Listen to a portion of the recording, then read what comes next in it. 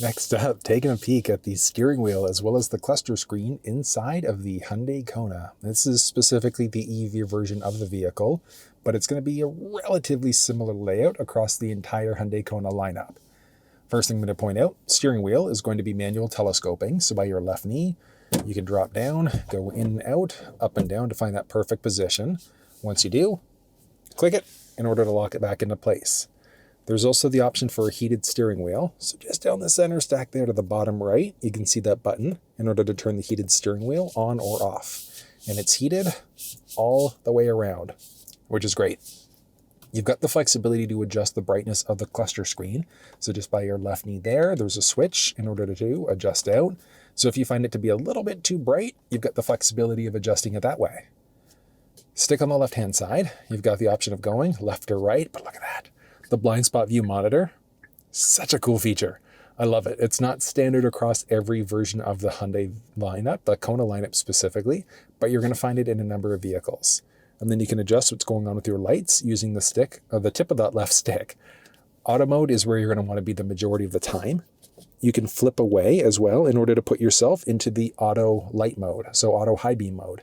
What that means is that if the high beams are necessary, the vehicle's automatically going to turn them on. If somebody's oncoming, it's going to dim them before bringing them right back on again. You can also flash that way if you want to, but if you want to permanently lock out your high beams, go into that manual mode and set them on the top, push away in order to turn your high beams on. Very simple, but yeah, like I said, majority of the time, you're just going to be that way instead in the auto mode. Stick on the right-hand side is going to be for your wipers. So you've got your front wiper there, and then you can use that button on the tip of the right stick in order to turn on your rear wipers as well. You're going to pull towards you for the front wiper fluid, push away for the rear. Well, with the front wipers, when you're in the auto mode, you can then use this switch in order to control how fast or slow it's going, or put yourself into the crazy mode there instead. So you've got that flexibility. You've also got paddle shifters. So it's plus on the left-hand side, minus on the right. But in the EV world, that's specifically going to be for different drive modes. So it's essentially your regenerative braking mode. So you've got level 1, so 0, 1, 2, or 3. And then there is iPedal, which is max. So iPedal is your one pedal drive. So rather than worrying about the brake, you still could hit the brake if you really wanted to, but you really only have to worry about the accelerator. Like you take your foot off of the accelerator at that point, you slow down very rapidly. Versus if you're on level like 0 or 1, there's next to no resistance. So you take your foot off the accelerator and it's almost like a traditional internal combustion engine feel, where instead of regenerative braking, it's just like a gradual slowdown instead of a very rapid one. So it's kind of neat that's available. There's the command prompt there. So that's going to be to answer or hang up on a phone call. There are 2 custom buttons as well. So you can customize the buttons right down this, right in the media screen. So you can go between different options. What do you want it to do? And that's the same thing with the mode button there. So mode button on the steering wheel, you can have it jump between all of your sources that you typically that you'd use. So if you normally use Sounds of Nature, AM, FM, Sirius XM, you can have it so when you push that, it's going to adjust you between all of those options. If we go to media for a second though, so whether it's AM, FM, whatever the case may be, you can use this little rocker to jump between all of your available presets. But one nicer thing is that you can also do a press and hold either up or down for it to act as a seek mode instead. So if you wanted to jump between different stations, you've got the flexibility to be able to go that way. But one nicer thing, 97.7 FM. You can also change stations using your voice, which is great. So I love how straightforward and simple it is there. You've also got the flexibility of using this little rocker. So that's your volume rocker there. You can push in the middle if you wanted to mute out your audio instead. So very straightforward. The buttons along the left-hand side, there are a series of different ones. So these 2 specifically are going to be for the cluster screen to jump between different options. We'll get there in a second. These ones, well, I guess these ones are going to be for the smart cruise or the adaptive cruise control system. So you turn the system on, conditions not met because I'm parked, but when you start driving or when you're actually in drive, you can push that as you start moving in order to turn the cruise control on. And then once you start to drive, you then push up in order to set your speed, and then you can increase or decrease 1 kilometer or 1 mile per hour at a time. And then there's also a distance indicator. So with the adaptive cruise control turned on, it's how close or far are you away from the vehicle that's in front of you. Think of it like a 1 Mississippi, 2 Mississippi type of a rule. So if you're on level 1, you're going to be like 1 second away from the leading car, versus level 3, you're going to be about 3 seconds away instead. And then from there, you can push the middle in order to cancel your speed, so pause it temporarily. You can press it again in order to resume your previously set speed. You can hit the brake if you wanted to cancel your speed, and then push again in order to resume your previously set speed. But if you want a live demonstration of how the Smart Cruise Control system works, check down in the description of the video. I've put together a comprehensive review for Hyundai vehicles and how that works. This one is a lane follow assist. So there are 2 different safety settings. So there's a lane keep assist, where if you start to veer over into another lane without signaling, it'll nudge you back into your lane. But the lane follow assist keeps you perfectly balanced in your lane.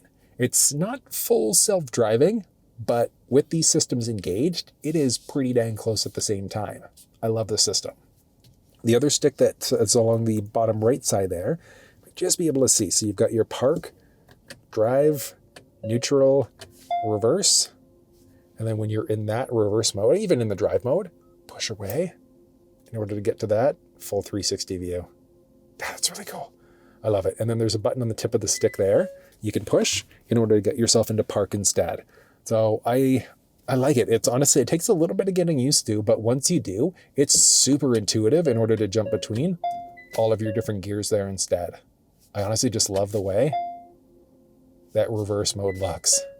So nice, so nice. All right, next up, let's get into that cluster screen.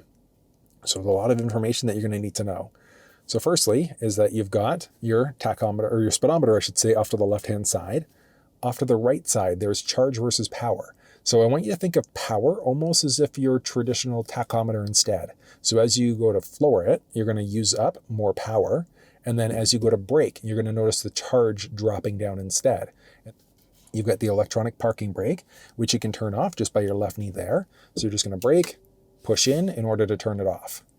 You've got the drive mode that you're currently in. So there's a selector down the center stack to jump between different modes. So there's normal, eco, sport, whatever the case may be.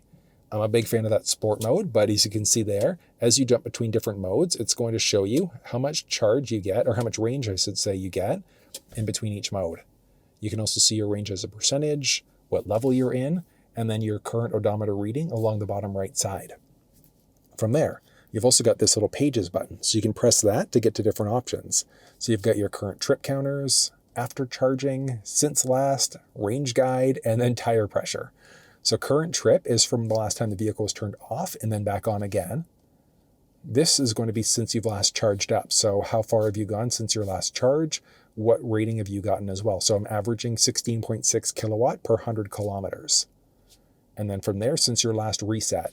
So you've got the flexibility to reset these if you want to. All you're going to do on that scroll wheel, if you just push it in. So if we go since last reset, push and hold, and that's going to reset you back to 0 instead.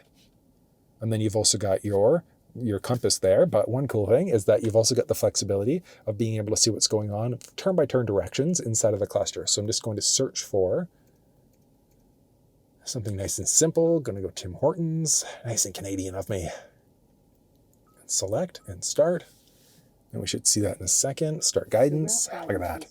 So it's not full mapping cluster, unfortunately, but you can at least see which direction you have to go in order to be able to see what's going on.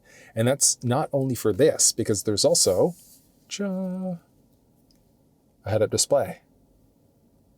So you can see there. Tough to see, but you can kind of see.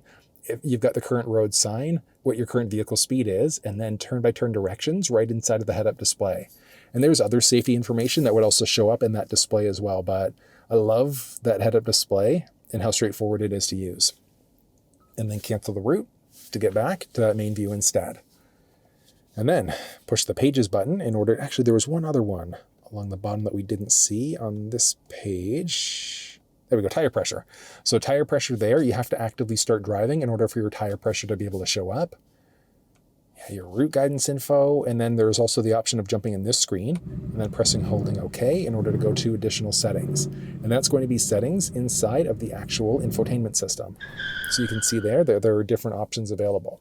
But the big one that we're going to worry about here, let's see, we've got drive modes that are available, climate, lights, doors, things like that. But the ones that we're actually looking for, cluster head-up display. So as of right now, you can look at your theme selection. So either classic or simple. I'm personally a bigger fan of the classic look instead, but that's going to be a matter of personal preference. And then as of right now, there are different drive modes. So you've got linking the style to the drive mode. So as you jump between different modes, you can see there that there are different looks. I personally love the look of the sport mode. That's just me, but if you love the look of either of these modes or any of the modes, you can permanently lock it out. So even if you're in eco mode, you can still get that sport mode look instead. So that one's going to be a matter of preference, but I love the flexibility of being able to adjust this. And then there's also the head-up display with what information do you actually want showing in the head-up display. So you can show different content there. You can also adjust it out. So if you wanted to adjust the brightness of the head-up display, you can move it up and down and a few other things as well. So you can really kind of customize that display and make it your own. But I know that's quite a lot of information there, but that's everything you need to know about the steering wheel as well as the cluster screen inside of the Hyundai Kona EV.